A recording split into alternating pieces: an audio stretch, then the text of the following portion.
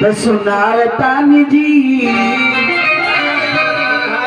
बाबू हो तो सुनाओ तानी जी एगो सुंदर कहानी एगो सुंदर कहानी सुनाओ तानी जी एगो सुंदर कहानी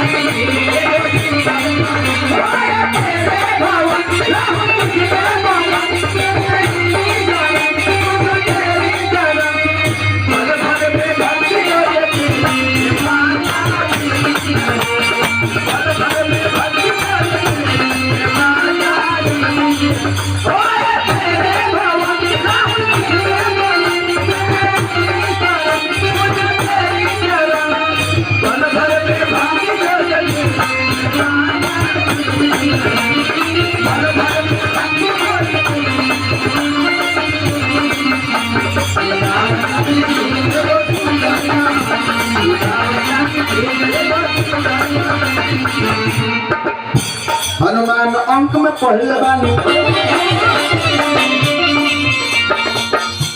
हनुमान अंक में पढ़ले बानी हेलावतानी सुनावतानी जी एगो सुंदर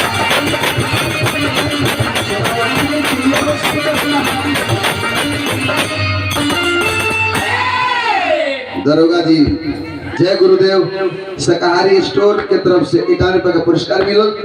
दरोगा जी के जय गुरुदेव शाकाहारी स्टोर खूब निमन चलो गुरुदेव जी के कृपा पर बना रहो।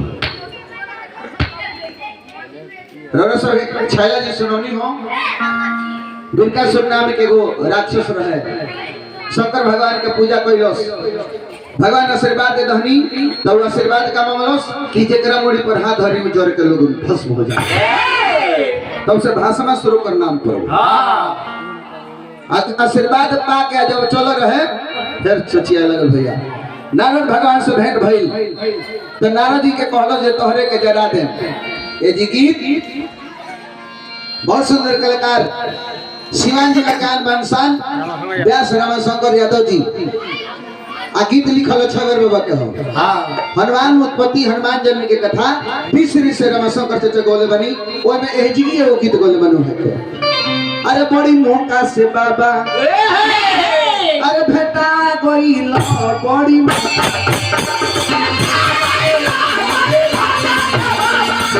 बड़ी मौका से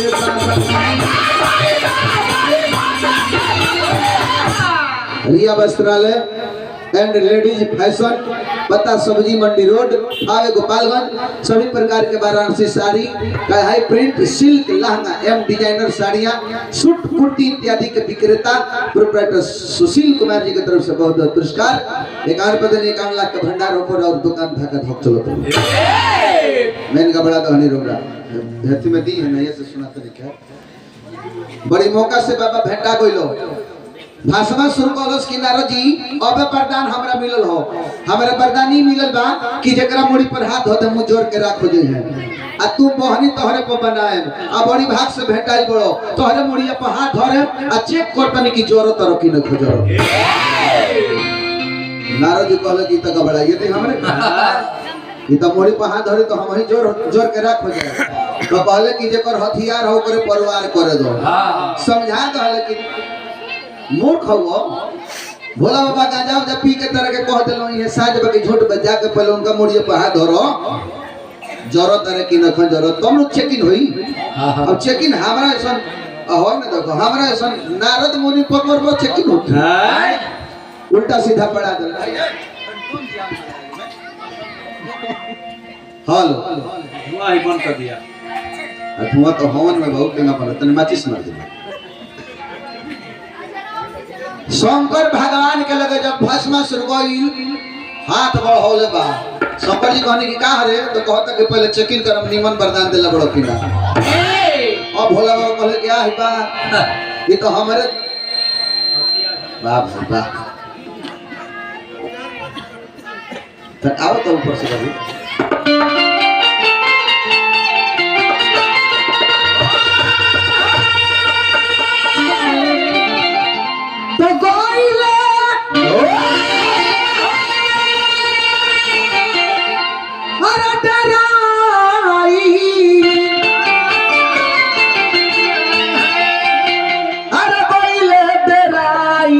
गईले डेरा। छला जी गाना बजाना बूता से होला। दे हमें बूता चाहिए तब तन में आवाज निकली। मैं घेर घों कले बने वरह से। जादू जी कहा है के जकरा दुआरी पर 5 गो भैंस आए ओकरा दूध नहीं के भेटा दूध तो सगरे होटल में दिया आ बाल्टी घमर के पियला से देह में बूता होता उठौने चौहानवा पियला बाकी रेला रेली गावेला।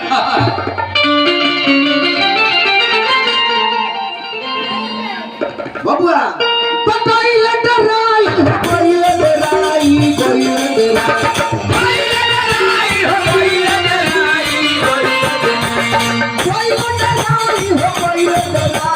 भोला बाबा देखी के भोला बाबा देखी के कोइले डराई भोला बाबा देखी कोइले डराई भोला बाबा देखी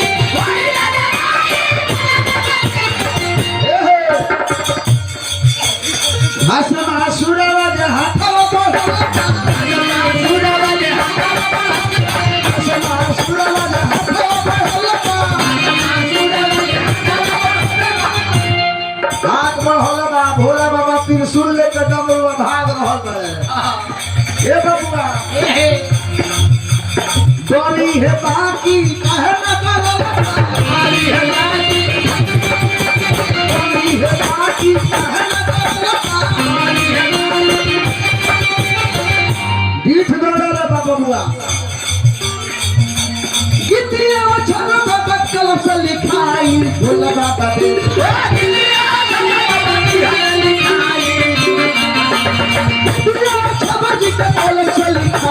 भोला बाबा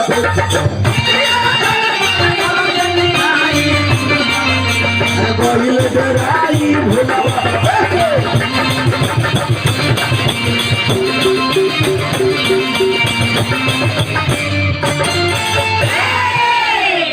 चौहटे लागल भागत भागत भागत भागत भोला बाबा के कहीं शरण ना मिलल तो देखले कि बानर लोग के यूथ बा मंडली देखलो हम कि जहां बानर लोग रहेला तहां ढेर एक बेर रहेला ढेर बानर लोग के यूथ रहे मंडली रहे वही बानर के गोल में तो सोचत रहे कि बानर में लुकाए आ हम होई भोला बाबा बड़का बड़का जाटा बाटे तो छीन लीजिए हुए भोला जी हम तो भोला बाबा का कहले बानरे बन के बानर के गोल में ढुक गए।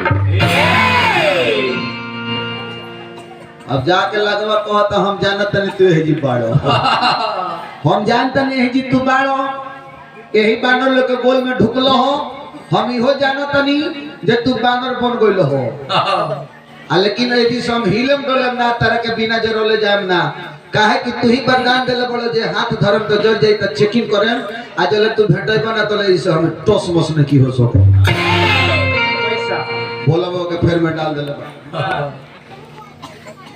पायल डीजे वृंदावन तकिया प्रोप्राइटर कंप्यूटर बाबू अच्छा उलट दी डॉक्टर जोधा बैठा जी बहुत बहुत पुरस्कार देनी डॉक्टर साहब के आशीर्वाद हमारे पर बन रहो और डॉक्टर साहब पर भगवान के आशीर्वाद बन रहो कि जे भी मरीज जा तो रोते रोते जा हंसते हंसते अपना घर भाग जा भैया तने टोन में कदी करके देखी हाथ में से बढ़ा बा रोरो मलिकाइन कहते हैं जे हमार भातार इंजीनियर हो रात भर भोंक भोंकवा बजावे ले हां ललका में पियर का में लालका खोसे ले हेलो बहुत सुंदर तो समझ नहीं के अब देखी एने मैया पार्वती जी देखो तरी जे भोला बाबा कहां गइनी तो भोला बाबा कहां गइनी थाए ने खला तो भगवान विष्णु जी के मैया पार्वती जी कहले कि भोला बाबा बड़ी संकट में बानी तनी रौरा कुछ सहयोग करी रामा शंकर चाचा गल बनी आओ छौर में लिखले बनी धावा धावा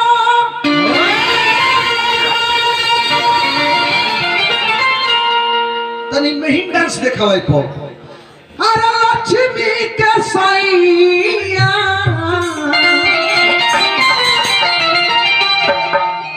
तो घेरले मुदाइया लक्ष्मी के सैया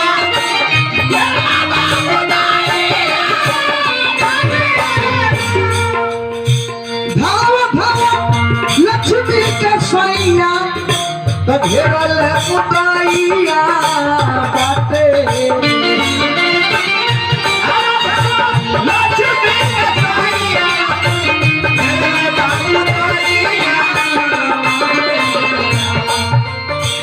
हमारा बुझात नहीं रहिया हमारा बुझात नहीं रहिया घेरल मुदैया बाटे राम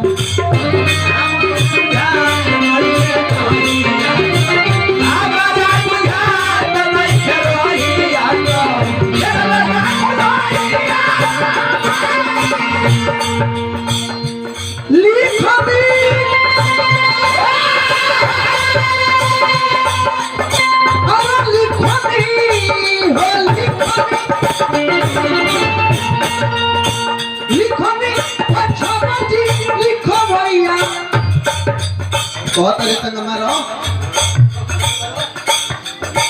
लिखो नी अच्छा पर लिखो भैया मेरा ले मुदैया बाटे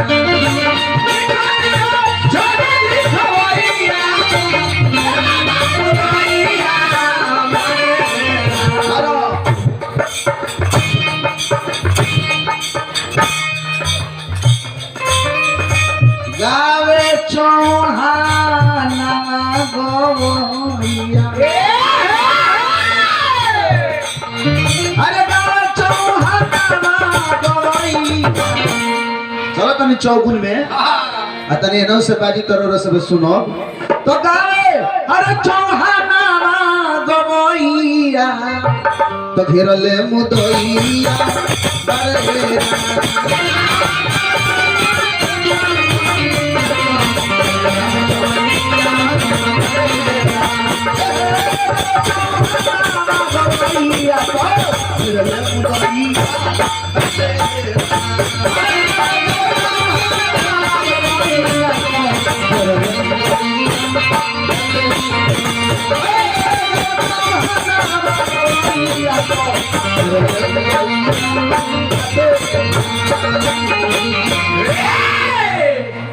विष्णु भगवान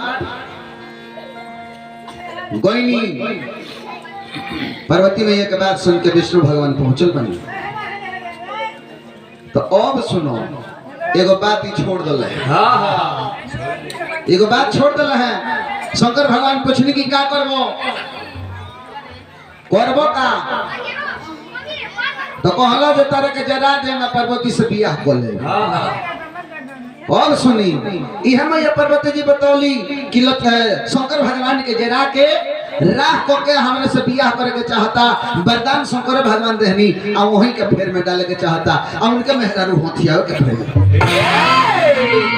नीच रहे पापी रहे तेरा बुझात नहीं खे जे शंकर भगवान हमार अघर दानी उनके मेहरारू हमार माई भइली आ माईए से बियाह करे के चाहत रहे गोइनी शंकर भगवान के लगे विष्णु भगवान पार्वती के भेष बना के आ गोइनी भस्मासुर के लगे आ कहने की का हो का खोजे तरह तो शंकर जी के खोजता है जरा खाती का खाती तो उनका के जराएम और से बियाह करे चिन्हत रहे बियाह करे तो कहली पार्वती जी तो विष्णु जी रनी कहली जब बियाह हम करे तरह से जरावला के का मतलब बा तो कहले तो ठीक बा तो कहली कि यही ना ठीक बा एगो शर्त बा तरह से शंकर भगवान हमरा से बियाह करे गोरनी तो गोरथैया के नाच नचल तू ही एक बार गोरथैया के नाच नाच दो हम तरह से बियाह कहले तनी तो कहले जे केना गोरथैया के नाच नाच जला तो कहली जी एगो हाथवा मुड़िया पर धर आ एगो हाथवा डांडवा पर धर के नाच तो बावारी मुड़िया पर धर लेता आ तो हनवारी हाथवा डांडवा पर धर लेता आ नाचो तो कहतरी ना भोला बाबा गोरथैया के नाच नाचिले तो बावारी पहले डांड पर धर ले धरो तो धल बस आ कहली आ दहनवारी मुड़िया को धो के नाचिले जियो ही मुड़िया को धलो तो भूला गल बियाह करे के सुर में जो हमार एथी कौन बा हमरा प्रधान का मिलल बियाह करे के सुर में भूला गई लतरी हाथ धले बे डांड पो आ दहनवारी जियो है अपने मुड़िया को धलो तो जोर कर राख हो वही भेष में भोला बाबा से विष्णु भगवान कहने की अब का ताको तानी है ना उतरी रौरा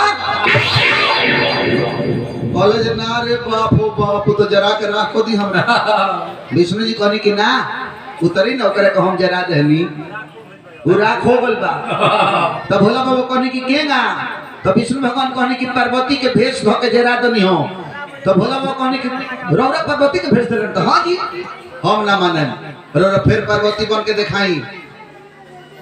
तो पार्वती जब विष्णु भगवान बननी बानरे के भेष में भोला बाबा रहले, मणि स्खलित हो गई। ओ मणि के दोना में रोक लहल गई। आ तब भगवान विष्णु अपन रूप परिवर्तित करके अब भइल मणि भगवान भोलेनाथ के का हो। तो जवना बेरा अब तनी मनी ध्यान रह, एगो श्राप पर रहे गौतम ऋषि के, नारी के नाम रहे अहिल्या। आ अहिल्या के घरे इंद्र भगवान जाके छल कैले रहले, ओकरा के तोपे खातिर अहिल्या के बेटी रहली अंजना। तो अंजना कहली कि का बेटी केहू नानू ढुकर घर में, तो कह दिली कि ना एगो इंद्र ढुकर है। तो अहिल्या कहली कि जा एगो नारी होके नारी के इज्जत ना छपलू, तो जा तारा कुंवारे में तोहरो लक्षण लाग जाई। डेरा के अंजना भाग के जंगल में तपस्या करत रहली। तो याद रहे लोग के जे लक्षण लागे के बाद कुमारे में, तो का विष्णु भगवान भोला जी साधु के भेष बना के आ भगवान शंकर जी के मणि लेके पहुंचल बलो। आ कहलो कि का हो, अरे बचिया हो तनी पानी पिया, बचिया हो तनी पानी पिया।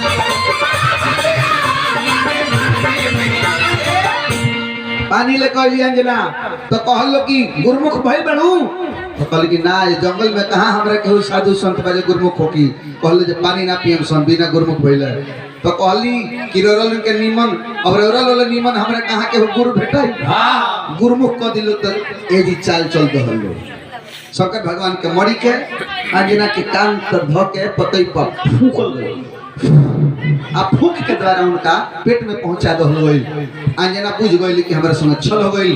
कहली कि जल्दी अपन रूप बतावल जे तुलो होवो लोग के ना तो हम श्राप जाओ। असली भेष में आके विष्णु जी शंकर भगवान कहलो कि ए मणि से तरह तेजवान एगो लड़का होई। शंकर सोन कहाई आ फूकल गइल बा। तो पौन के बोले गइल बा घर में तेज पौन के पुत्र कहाई। ये कहता रहे शंकर जी के बेटा हम गए पौन पुत्र ही गए चौहान।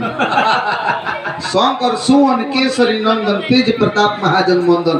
अब एक बाद केसरी नंदन के कथा गावे के बाद आ ना गोलो भाई सब मुड़ी छील के भेजे में जी सब छोटा बड़ा तार निकाल दे जी। यो जानो अजी दुगोला होती है कोनो मरोगत नहीं खाएगी। बेने चलबो तो पड़ोकिया 2 किलो खाइए तक खिया दे है जी। कौन मरो चौकी पर रख दो केस बढ़ा के बड़ा किताब पढ़ते नहीं। हां अब देखी होई अब वो है वही जंगल में समय बीतता था 13 महीना को भगवान हनुमान जी के जन्म होती है। ये एगो कथा वाले के हो। अभी रात भर में देखी ना जे केकरा कितना जानकारी बा हनुमान जी के बारे में। तब नु सवेरे डिसीजन होई जे छायला दिए चौहान जी में नीमन गावल होके सब झोटा बोदरी खनी हिलाल छोड़ा दे। वही जंगल में अब मंगल होता सोहर गाती है नाच दो सोहर। वो अंजना के विवाह केसरी नाम के बानर से हुई रहे। केसरी नाम के बानर से अंजना के विवाह हुई रहे। और केसरी बंदर रहले जिन वो जंगल के राजा रहले। आयकर कथा रामचरितमानस में अलग मिलेला, आनंद रामायण में अलग मिलेला, वाल्मीकि रामायण में अलग मिलेला, हनुमान के में अलग मिलेला। हर कथा जन लिखल बा हमनी के जितना जानकारी बा उतना गा के रसुल के सुनाए सो।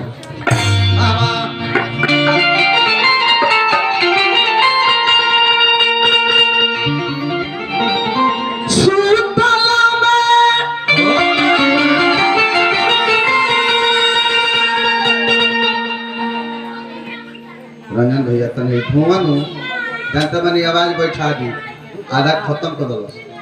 माचिस के व्यवस्था को मार दिया दोनों माचिस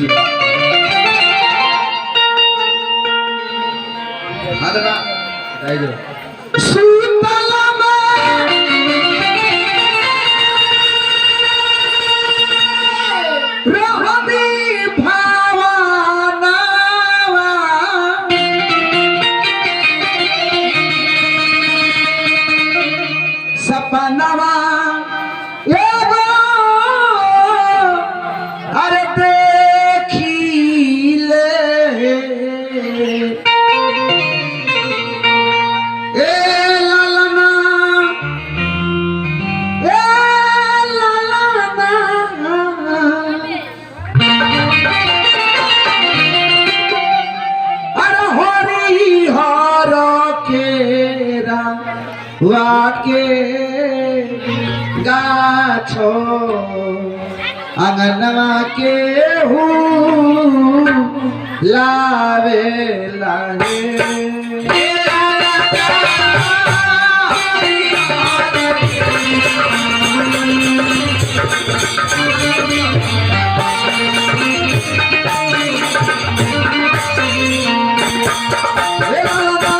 हरिहर के रावा के गाछो अंगनवा के लावे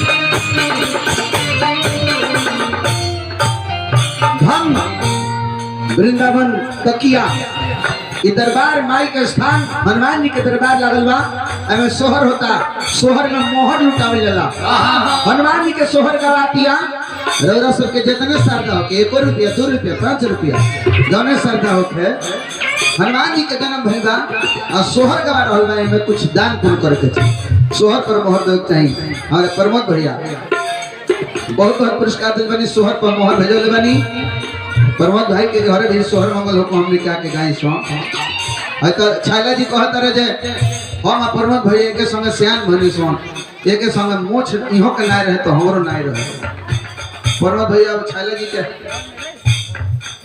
अच्छा प्रमोद भैया के तरफ से 1 मुठ रुपया मिलो भैया के बार बार नमस्कार रही हनुमान जी के दया दृष्टि बन रहो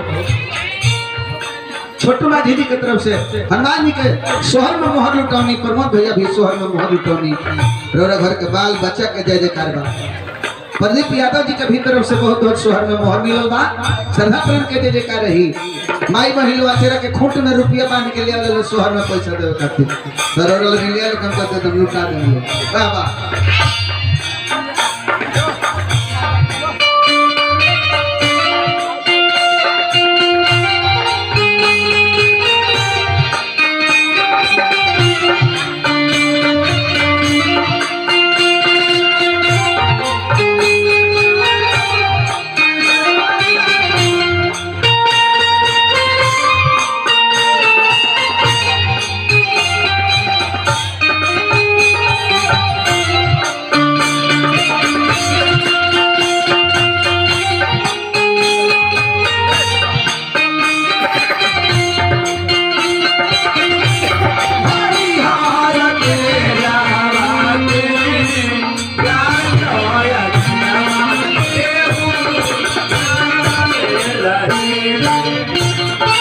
हनुमान जी के सोहर में गुप्त दान में आयल भाई 10 रुपया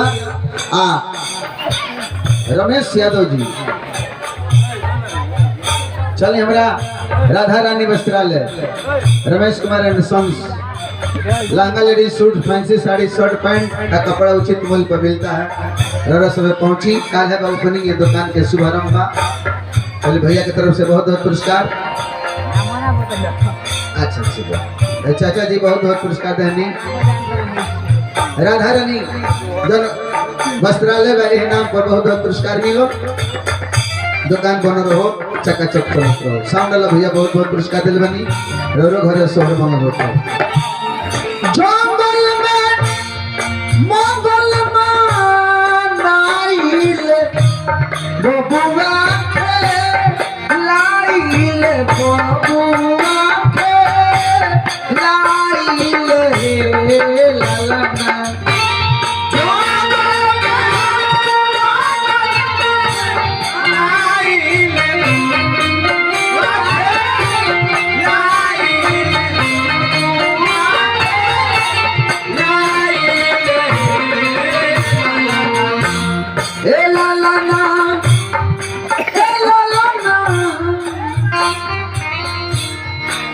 हमने के सर्वसमानी रंजन भैया बहुत बहुत पुरस्कार देनी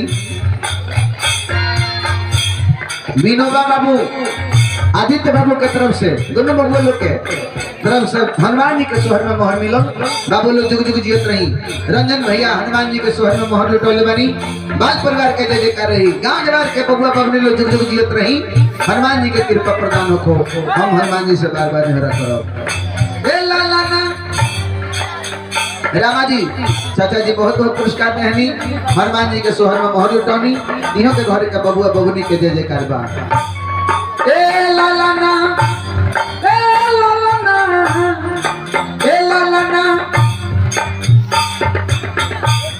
हनुमत के सोहर हम गाइले मंगल नाइले।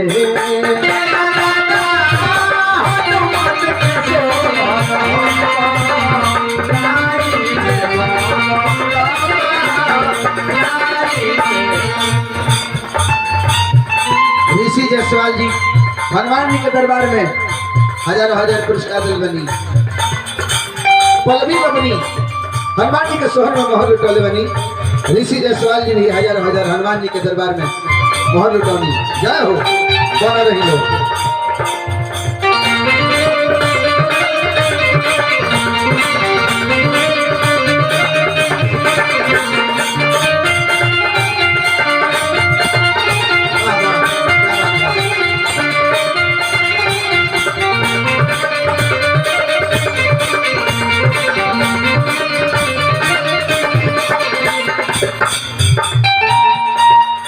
ब्रिजमोहन साहब ब्रिजमोहन संजय साहब वृंदावन तकिया टोला 51 का पुरस्कार मिलो। शाह परिवार के जय जयकार बा। हनुमान जी दया करी। अच्छा हमारा रंजन भैया के माता जी के तरफ से भी बहुत बहुत आशीर्वाद मिलो। वहाँ का हम गोड़ लगता नहीं। हनुमान जी के कृपा बन रहो।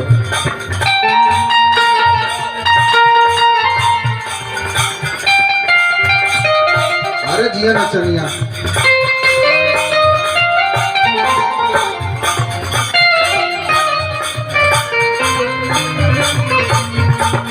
अरे भिकार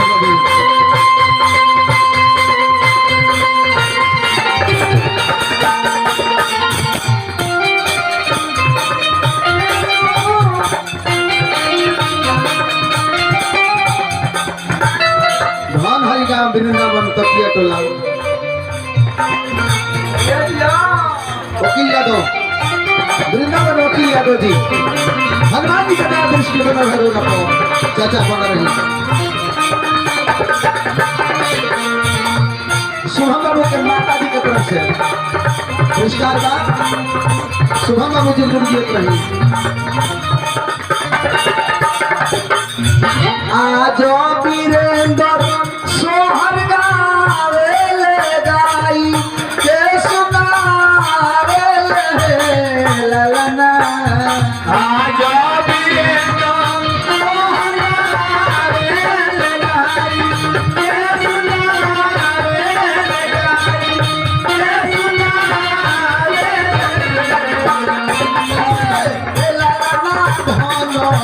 वृंदा उनके भाग जे मोहलिया उठ भैया के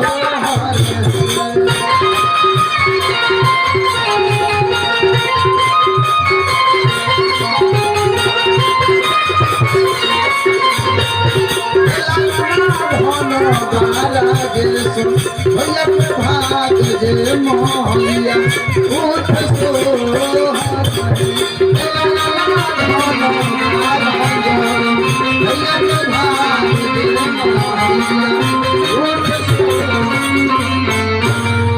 हमारा संतोष भाई के तरफ से पुरस्कार मिलो। हनुमान जी के दया दृष्टि बन रहो। अब तनी गो चटनी गाते चल चली। अब छैला जी के चाय पियनी हलो फिर दोहरवा दी।